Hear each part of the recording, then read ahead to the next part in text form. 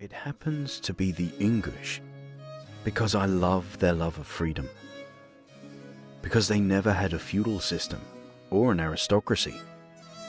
No serfs, no slaves, no social superiors or inferiors. It happens to be the Ingush because I've seen them in their little valley towns and in their mountains, and like Negli Farson, I saw a kind of paradise and must take it in my care. The Ingush right to survive is my right and your right and the right of any good, free soul not to conform with the vile forces of uniformization, whether imposed by comms, market pigs, or the emetic party speak of political correctitude.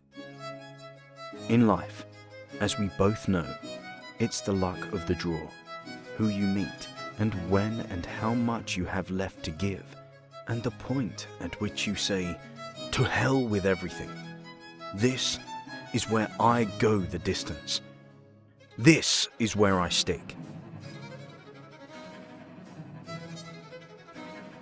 You know those photos of old fellows in their great big mountain capes, their burqas?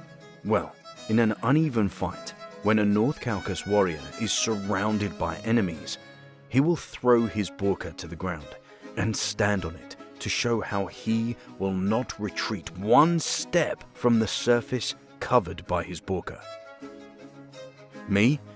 I throw down my burqa somewhere on the road to Vladikavkaz on a perfect winter's day, where the whole of creation is sitting up ahead of you, inviting you to come in, whatever the risk and whatever the cost. John Le Carré.